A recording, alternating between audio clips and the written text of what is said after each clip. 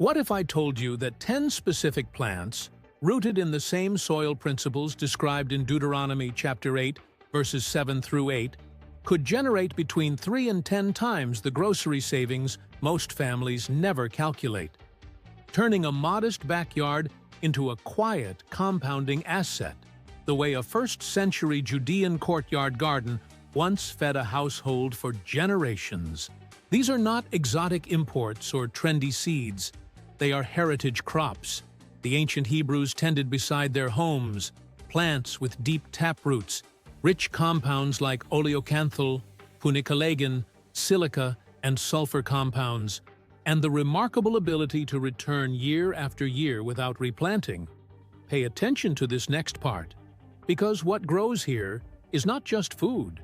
It is food security, it is nutrition, and it is a form of stewardship the scriptures called blessing. The land God promised in Deuteronomy 8 was described with striking specificity. A land of wheat and barley, vines and fig trees and pomegranates, a land of olive oil and honey. That verse was not poetry alone. It was an agronomic inventory. Each plant listed carried what modern ecologists now call compounding value, the ability to yield food, medicine, shade, fuel, fertility, and seed stock across decades with minimal input. In first-century Galilee, a typical courtyard garden was small, often no larger than what we would call a suburban lot today. Yet it supported a household through drought, famine, and political upheaval. The wealth was not measured in coins stored in jars. It was measured in living roots, and that same quiet economy is available to anyone willing to plant with patience. The first plant worth your soil is the olive tree. Research published in the Journal of Agricultural and Food Chemistry has cataloged oleocanthal, the anti-inflammatory compound in extra virgin olive oil that research suggests may support cardiovascular health and has been associated with markers of cellular resilience. A single mature olive tree, once established over 5 to 7 years, may produce between 15 and 40 pounds of fruit annually, which translates to roughly 2 to 6 quarts of pressed oil depending on variety. At current grocery prices for genuine cold-pressed olive oil, that is a yield associated with hundreds of dollars in annual value from a tree that lives for centuries. And here is what is remarkable. The olive tree described in Psalm 52, flourishing in the house of God, was not metaphor alone. It was a statement of agricultural endurance. In cooler climates, Arbequina and Mission varieties tolerate zones 7 through 10, while indoor container growing extends the range further north. Harvest in late autumn when fruits turn from green to purple-black. Cure in a 10% salt brine for 6 to 8 weeks, and press the remainder cold at temperatures below 80 degrees Fahrenheit to preserve the polyphenols. The second plant is the fig tree, which Jesus referenced repeatedly, and which Numbers chapter 11 verse 5 lists among the foods the Israelites longed for in the wilderness. Figs carry a distinct profile of prebiotic fiber, potassium, and phenolic compounds, including chlorogenic acid. A study in Nutrients examined dried figs and reported associations with digestive regularity and glucose response in moderate servings. A single brown turkey or Celeste fig tree, hardy to zone 6 with mulching, can produce 30 to 50 pounds of fresh fruit per season within 3 years of planting. Fresh figs at a farmer's market often retail between $6 and $9 per pound. So a mature backyard tree may generate $200 to $400 of annual edible value without a single bag of fertilizer beyond composted kitchen scraps. Plant in full sun, space 12 feet apart, and prune in late winter to maintain a harvestable height of 8 feet.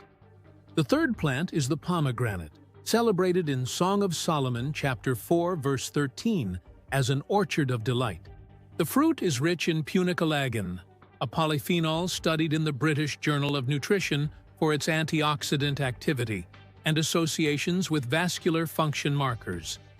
Pomegranate shrubs thrive in zones 7 through 11 and bear fruit within 3 to 4 years. A mature bush yields 30 to 50 pomegranates annually, and at grocery prices hovering near $3 per fruit. The math compounds quickly, but the deeper value is in the seeds themselves. Stored dry, they remain viable for 2 to 3 years, which means every planted pomegranate is also a future orchard. Harvest when the skin turns deep crimson and sounds metallic when tapped. Store whole fruits in a cool cellar at 40 to 50 degrees Fahrenheit for up to 2 months, or de-seed and freeze the arils in single layers on parchment. The fourth plant is the grapevine, perhaps the most economically productive perennial in the entire Bible. Genesis, Deuteronomy, and the Gospels reference it more than any other cultivated fruit. Grapes contain resveratrol, a stilbene studied extensively in the Journal of Agricultural and Food Chemistry, alongside anthocyanins in the darker varieties. Research suggests associations between moderate consumption of whole grapes and markers of cardiovascular and metabolic function. A single well-trellised vine can yield 15 to 25 pounds of fruit by year 4, and a row of 6 vines in a modest yard may generate 100 pounds annually. That is enough for fresh eating, drying into raisins, juicing, or pressing. At retail prices for organic table grapes, the saved value runs into the hundreds of dollars. Concord, Himrod, and Mars are hardy to Zone 5. Prune heavily each dormant season, leaving only 2 to 4 canes per vine, and train along a 2-wire trellis at 30 and 60 inches from the ground. The fifth plant is the almond tree, the first tree to bloom in the Holy Land, and the species Aaron's rod budded from in Numbers 17. Almonds deliver vitamin E tocopherols, magnesium, and healthy monounsaturated fats. Research in the American Journal of Clinical Nutrition has associated daily almond consumption of roughly 1 ounce with favorable lipid panels in controlled trials. A mature almond tree in zones 7 through 9 produces 15 to 30 pounds of shelled nuts annually. At current prices for organic raw almonds, that is a TI yield easily exceeding $200 per tree per year. Hall's Hardy is one of the more cold-tolerant cultivars. Harvest when hulls split naturally. In late summer, dry in single layers at room temperature for 1 to 2 weeks, and store shelled kernels in sealed jars in the refrigerator or freezer to preserve the oils. The sixth plant is the herb called hyssop, mentioned in Exodus, Psalms, and referenced during the crucifixion. Hyssop contains volatile oils including pinocamphone and thujone in small amounts, along with rosmarinic acid. Historically used for ceremonial cleansing and respiratory support, hyssop remains a perennial in zones 4 through 9, returning each spring from a single planting for 8 to 12 years. And here is the quiet economics. Dried culinary hyssop retails for around $40 per pound. One modest plant yields roughly half a pound of dried leaf annually. Multiply by a small patch of 6 plants, and ATE single planting produces ongoing seasoning value for a decade without replanting. Plant in full sun with well-drained soil. Harvest just before flowering for peak oil content, and air-dry bundles upside down in a dark room at 65 to 75 degrees Fahrenheit. The seventh plant is garlic, a humble bulb whose sulfur compounds including allicin have been studied in Nutrients and the Journal of Ethnopharmacology. Research suggests associations with cardiovascular markers and immune function. While garlic is technically replanted from its own cloves each autumn, it is effectively self-perpetuating. 1 pound of seed garlic planted produces roughly 5 to 7 pounds of harvested bulbs by the following summer. A 10 by 10 patch can yield 40 to 60 pounds annually, a portion of which becomes next year's seed and the rest becomes a year's supply of a staple that currently retails between $8 and $15 per pound for organic hardneck varieties. Plant individual cloves pointed end up in October, 4 inches deep and 6 inches apart. Mulch heavily with straw and harvest in July when the lower leaves brown. The 8th plant is the mulberry tree, referenced in 2 Samuel chapter 5, and reminiscent of the kind of dooryard tree that shaded Judean homes. Mulberries deliver anthocyanins, resveratrol, and a distinctive compound called deoxynogeromycin, studied for its associations with glucose response. A single mature mulberry tree yields an astonishing 80 to 150 pounds of fruit across a 6 to 8 week season. The fruit is so perishable that it is rarely sold commercially, which means a backyard mulberry is not merely a savings. It is access to a food most people cannot purchase at any price. Illinois, everbearing, and Pakistan cultivars are productive and hardy to Zone 5. Spread sheets beneath branches during ripening and gently shake. Freeze immediately. For smoothies, dehydrate at 135 degrees Fahrenheit for 6 to 10 hours, or preserve as jam with low-sugar pectin. The 9th plant is the herb rosemary, which has flourished around Mediterranean homes since antiquity. Rosemary leaves contain rosmarinic acid and carnosic acid, compounds studied in Skin Pharmacology and Physiology and the Journal of Agricultural and Food Chemistry for their antioxidant activity. A single rosemary bush in zones 7 through 10 becomes a woody shrub 3 to 5 feet tall, providing fresh sprigs year-round for decades. Fresh rosemary retails at $3 to $4 per half-ounce packet. One mature plant provides what would cost $150 annually if purchased. In colder zones, grow in a 12-inch pot and overwinter indoors near a south-facing window. Harvest by snipping 4 to 6-inch sprigs above a leaf node, which encourages bushier regrowth. The 10th plant is the grape-adjacent but distinct bramble, the blackberry, which grows wild across the hill country of Judea and whose thorny canes are mentioned in Judges chapter 9. Blackberries are dense in anthocyanins, ellagic acid, and vitamin C ascorbic acid. A single thornless cultivar like Triple Crown produces 15 to 25 pounds of fruit per plant within 2 years of planting. A row of 6 plants can yield over 100 pounds annually. At organic market prices of $6 to $8 per pint, that is $600 to $800 of compounding annual value from a one-time investment of roughly $40 in bare root canes. Plant in full sun, trellis along 2 horizontal wires, and prune floricanes to the ground after fruiting, while preserving the year's new primocanes for next season's harvest.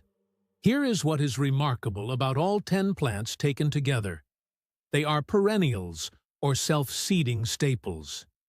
You plant once, tend modestly, and harvest for years, sometimes for decades, sometimes for lifetimes. Psalm 104, verse 14, describes the Lord as the one who causes grass to grow for the cattle and plants for man to cultivate. That cultivation was never imagined as a sterile monoculture. It was imagined as a layered, living household economy. Proverbs 31 describes the wise woman considering a field and buying it, out of her earnings planting a vineyard. The wealth was never the vineyard alone. The wealth was the judgment to plant what would bear fruit for her children. And that same judgment is available to you, in your own soil, with your own hands. Consider what happens economically when you stack these 10 plants together on a single quarter-acre lot. A modest backyard of roughly 10,000 square feet, well planned, can accommodate 2 olive trees, 2 fig trees, 1 pomegranate shrub, 6 grapevines along a sunny fence, 2 almond trees, a long hedge of rosemary and hyssop, a dedicated garlic bed refreshed annually, a single mulberry shade tree, and a trellised row of blackberry canes along the back boundary. Once mature, the aggregate annual yield from that layout, calculated conservatively using national average organic retail prices, has been estimated in extension service case studies to range between $2,000 and $6,000 of food value. That is food value measured in dollars you no longer have to earn, tax you no longer have to pay on those earnings, and fuel you no longer have to burn driving to the store. It is, in the most literal and honest sense, a plot of ground that grows money by refusing to require it. And there is a second layer most people never consider. These heritage plants are propagation machines. A mature fig tree drops cuttings that root freely in damp soil each spring. A single pomegranate bush sends up suckers that can be divided and gifted to neighbors or traded for other heirloom stock. Grapevines layer themselves where a cane touches earth. Garlic reproduces at a rate of 5 to 7 times per clove annually. Within 3 years of initial planting, your garden has become a nursery, and the value of what you can share, gift, or exchange now exceeds the original investment many times over. Research in the Journal of Ethnopharmacology on traditional Mediterranean household horticulture has documented that heritage variety propagation was historically a primary form of social currency within village networks, a system of quiet wealth distribution that operated entirely outside the cash economy. The first-century Judean courtyard was rarely larger than 1,000 square feet, often bounded by a low stone wall, with a cistern in one corner and a packed earth floor. Yet within that space, families cultivated olives, figs, pomegranates, and grapes against the south wall. For heat reflection, grew garlic and hyssop along the paths for both food and pest deterrence, and allowed mulberries and almonds to shade the roof terraces above. The subsistence model was not poverty, it was redundancy. If the wheat harvest failed, the figs held. If locusts took the figs, the olives endured. If drought stressed the vines, the taprooted almond and pomegranate carried on. Research in the Journal of Ethnopharmacology has documented that many of these heritage crops share traits, including deep root systems and drought-adapted metabolism, that allow them to thrive with minimal irrigation. And that is the quiet economics of the biblical garden. Resilience multiplied by time. Now a word on sourcing. Bare root fruit trees and canes are least expensive when ordered from reputable nurseries during late winter dormancy, typically January through March. Expect to pay between $20 and $40 for a quality 2-year-old olive, fig, or pomegranate, and $10 to $20 for blackberry or grape stock. Heritage seed garlic should come from a certified disease-free grower, and hyssop and rosemary are easily started from 4-inch potted starts purchased at a local nursery or grown from seed the first year. Avoid the lowest-priced big-box offerings when possible, as they are often grafted onto weak rootstock or treated with systemic pesticides. Check the soil in your intended planting area with a simple pH test kit, aiming for a range between 6.0 and 7.5 for most of these species, and amend with aged compost rather than synthetic fertilizer. Pay attention to this next part. The 10 plants described here are not a get-rich-quick scheme. They are a compounding value strategy. Year 1, you will plant and tend. Year 2, you may harvest herbs and early figs. Year 3, the vines and canes will carry real weight. By year 5, the olive and almond will begin producing seriously. And by year 10, the system will generate food and savings that exceed what most families spend on produce in a year. The multiplier is real, but it is patient. Research in the American Journal of Clinical Nutrition And the British Journal of Nutrition continues to associate diets rich in these whole, homegrown foods with markers of long-term vitality, and the savings are simply the quiet harvest on top of that nutrition. 1 Corinthians chapter 6, verse 19 reminds us that our body is a temple, and the stewardship of a temple begins with what we choose to put inside it. The garden is not only an economic exercise, it is a reverent one. Every fig plucked from your own tree, every sprig of rosemary clipped from a bush you planted with your children, every clove of garlic pulled from soil you amended with your own compost is a small act of honoring the body with food grown in the same patterns described in Scripture. Matthew chapter 6, verses 28 through 30 points to the lilies of the field, arrayed in glory by the hand of the Creator, and asks whether He will not also clothe you. The garden is an answer to that question. Here is your concrete first step.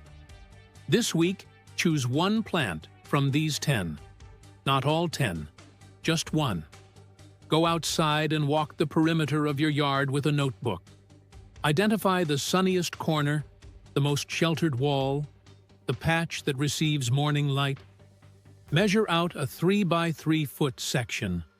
Order a single bare root fig or a small pot of rosemary. Or, if it is already past dormant planting season, start with a bulb of seed garlic for autumn. Plant it deliberately, water it faithfully, and watch what happens. In 3 years, you will have something growing in your yard that cannot be inflated away, cannot be taxed as income, and cannot be canceled by any policy. It is food, it is savings, and it is stewardship. If this has stirred something in you, take a moment now to write the name of the plant you will start with in the comments below, and then share this with one friend or family member who is quietly wondering how to build something real in their own soil. Because the backyard is still one of the most honest classrooms left, and the Scriptures still describe its economics with unmistakable precision. Plant this week, tend next year, and let the harvest preach.